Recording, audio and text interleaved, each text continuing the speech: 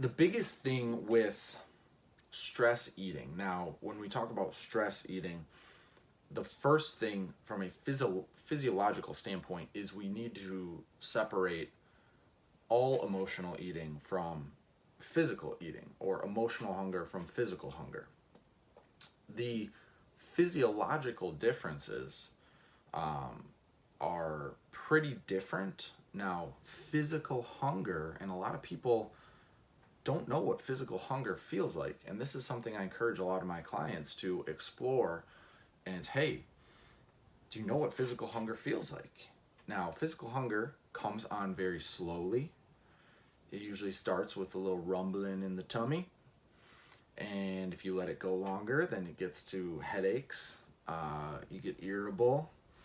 Your stomach growls more. You get more headaches, and eventually, if you let it go too long, you pass out, which is not what we want to get to. But physical hunger is something that I encourage people to be in tune with.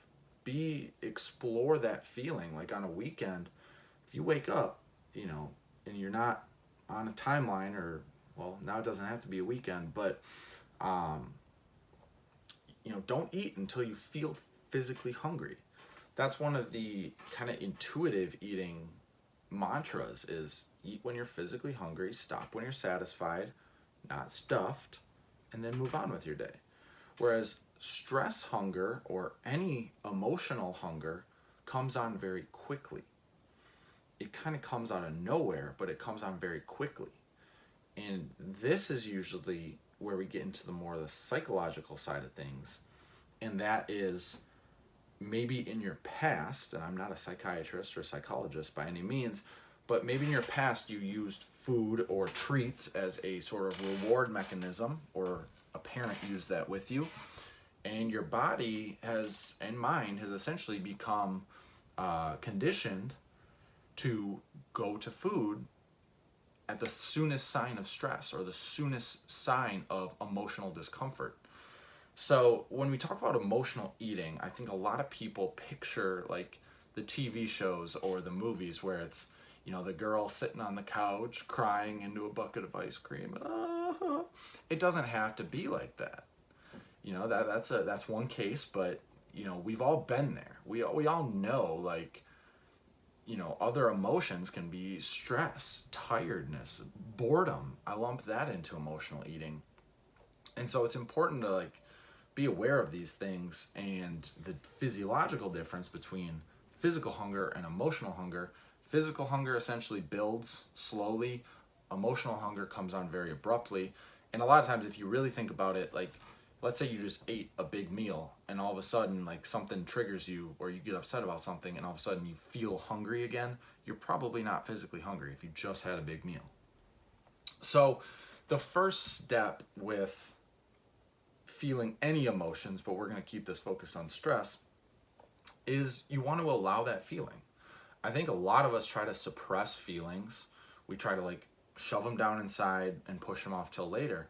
But one of the best things you can do is allow yourself to feel. We're human beings. It's okay to feel feelings.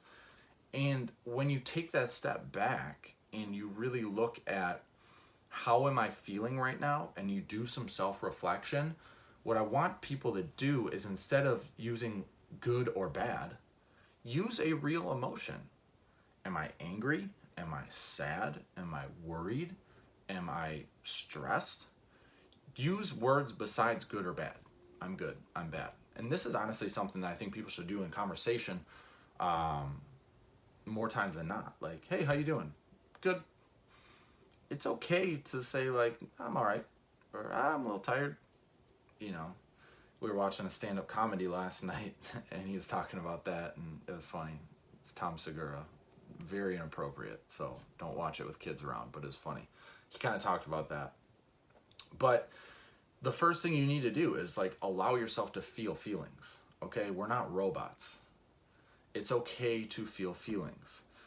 And from there, you have options in how you manage these feelings outside of using food as a crutch or using food as a temporary fix. Because in reality, I mean, I can sit here and just say, hey, food's not going to fix your problem.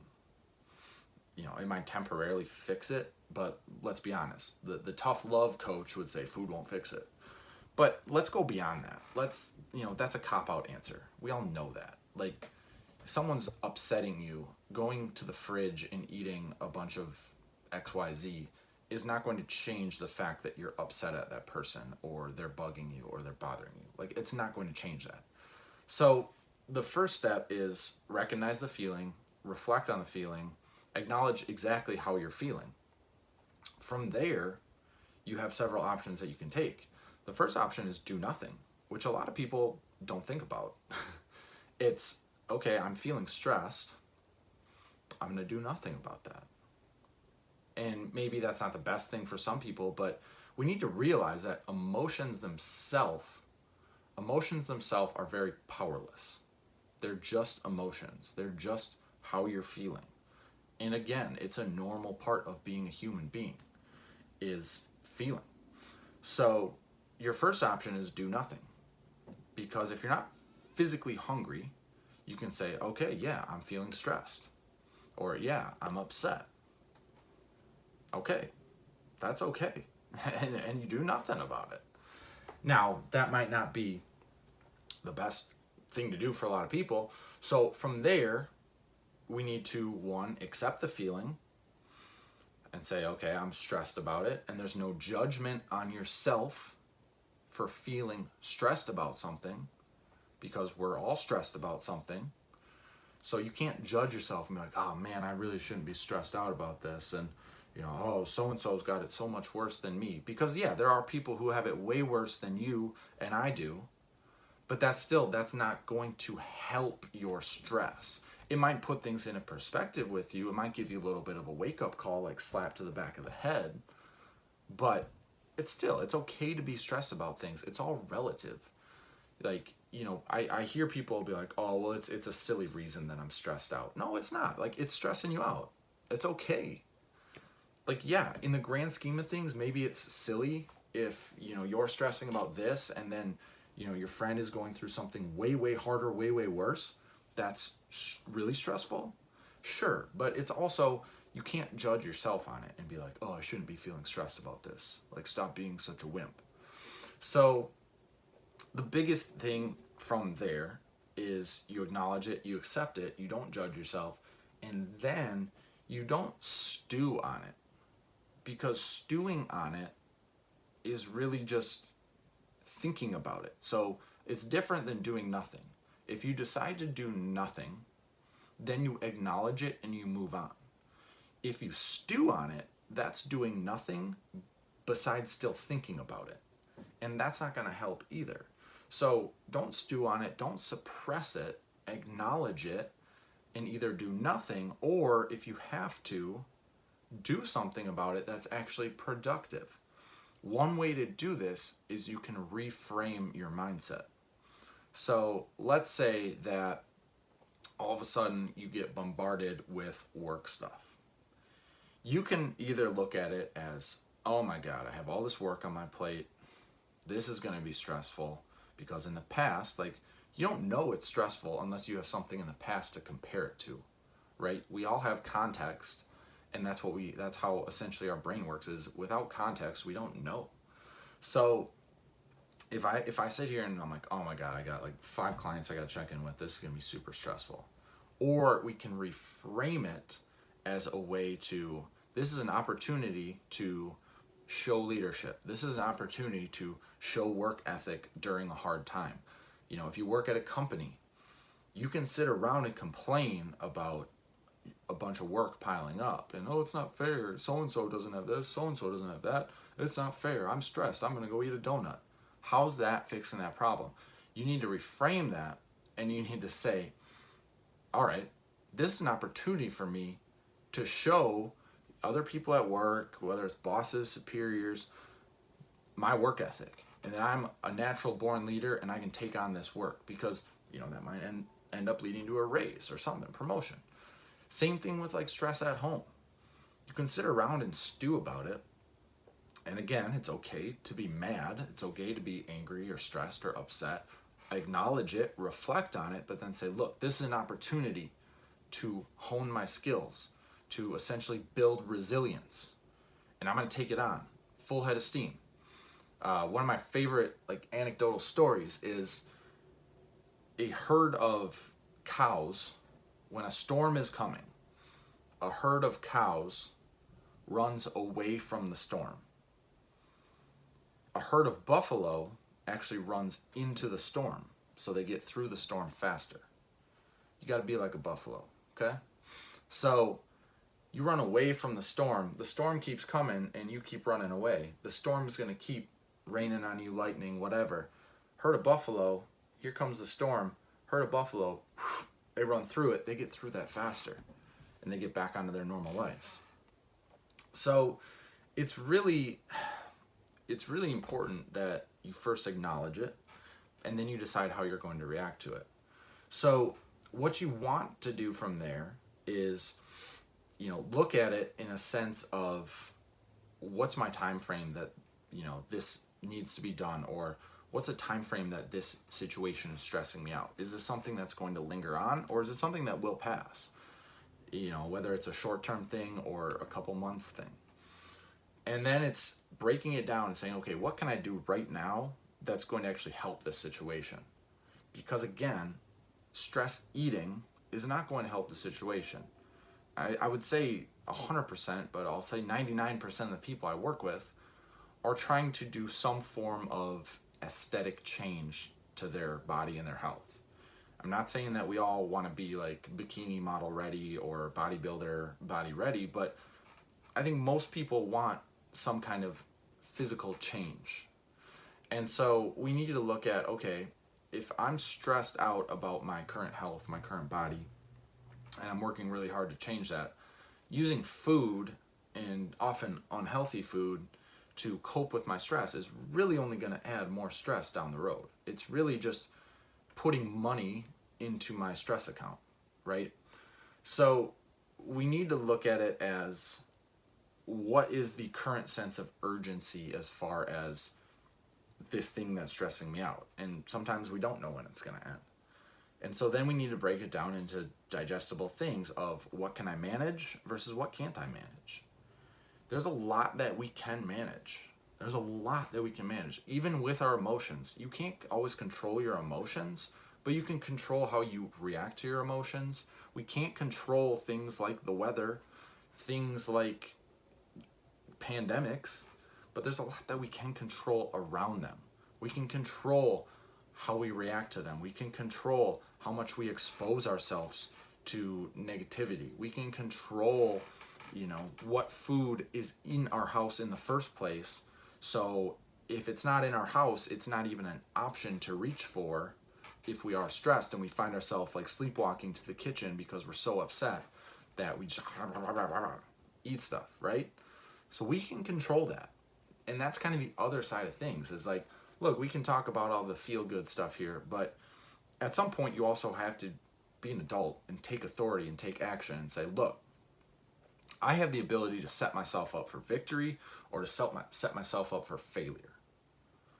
How do I want to set myself up? How am I going to set myself up down the road? Because inevitably stuff's going to hit the fan, and I want to be ready for it. Because it's not all rainbows and butterflies, especially right now. So we've got to look at the present, right? The current situation. And then you also have to not worry or stress about the future, but we need to plan for the future. So that's where setting up your house for victory is important. Thinking ahead. If I go to the grocery store and I don't buy this food won't be in my house. And it's kind of hard to eat something if it's not in my house. Sure, you could say, well, Mike, I can go drive to the store and buy it, or I can go to the drive-thru and buy it. Yeah, you can. But that's still putting one more step between you and that thing that you don't want to do. So it gives you that time to reflect on it and say, is this really worth my time? Am I really hungry? Do I really need X, Y, and Z?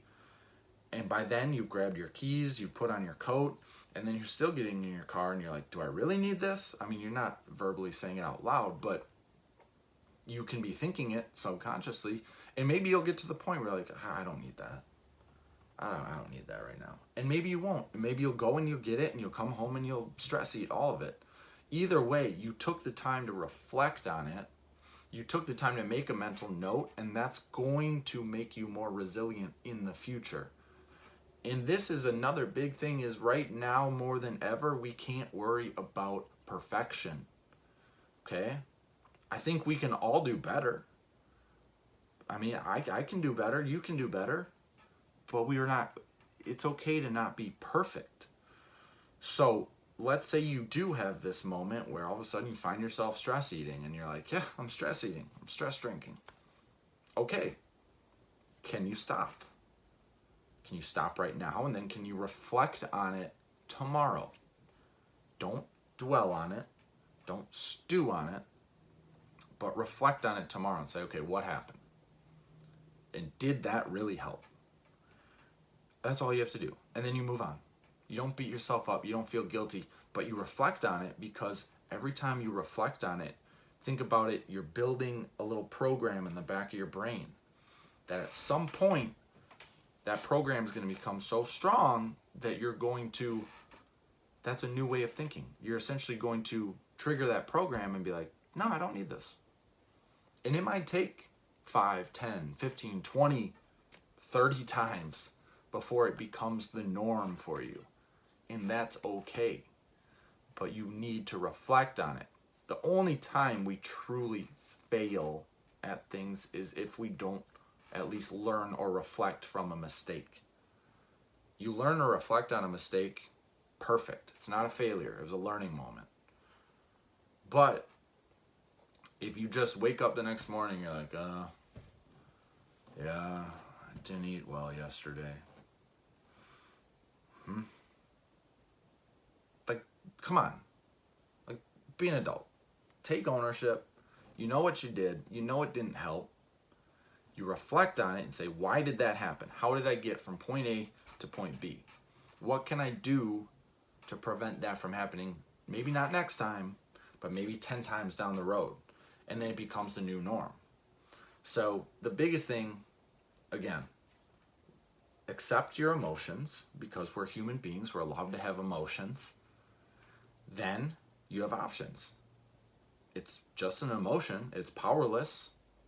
It can't do anything more. It's just how you're feeling. You know, your emotions can't drain your bank account unless you like let your emotions brainwash you. I mean, they can't directly. Like, you're feeling stressed out and all of a sudden you're losing all your money. It's not because you're feeling stressed out. It's because you're probably doing something else. But the emotion itself is not harmful. So you can do nothing. You can say, okay, I'm just going to allow myself to feel angry right now. Or you decide, what can I do right now that's going to benefit me in this case? So this is where you can take on either future responsibility or reflect on the past. And just, I tell people this all the time. I'm like, look, when were other times when you were stressed or angry, upset, sad, that you didn't cope with it with food? What did you do? Can you do that now instead? Because we don't always have food right in front of us and available. I mean, a lot of times we do, but I'm sure there's other things you can think of that will probably help you even more than the 5 minutes that you spend, oh, this tastes so good, I feel so much better now. And then 5 minutes later, you didn't solve your problems. You know, maybe it's, go for a little walk, take some deep breaths, put on some happy tunes, talk to someone, call a friend, call a family member, reach out. Because there's a lot of things that we can do besides eating our feelings. And again, this is stress eating that we're talking about, but this can really be any kind of emotion. And it's, okay, if it's stress, what are good ways to relieve stress? Exercise, talking to people, listening to happy music, doing other fun stuff with your partner. Besides that, I mean, there's endless options out there. What if you're bored? Okay, boredom eating 101. Do something that you enjoy doing. put on a show, read a book. Don't eat food. Food's not entertainment. Food should be good, but it's not entertainment. What if you're tired? Go to bed. You can watch any TV show later, okay? Go to bed. That's like the easiest fix. Oh, I was so tired, so then I had to eat popcorn so I could stay awake and watch this show that I can watch at any other time. No, go to bed. Sleep is important. I can't stress that enough, how important sleep is for so many things. So you've got to reflect. You've got to allow yourself to feel emotions. You've got to not stress or stew on it. And then you have to take action. Don't think about what you screwed up in the past, but think about what can I do right now and what can I set myself up for in the future so this doesn't happen again. And again, not perfection. It might not be tomorrow. It might not be the 5th time that you do it. Maybe it's the 50th time. But at some point, you're going to build a will and you're going to build an identity that doesn't align with stress eating. And even then, you won't be perfect, but you'll be a lot better off than you were today or yesterday. So, hope that makes sense. Hope that helps some of you out.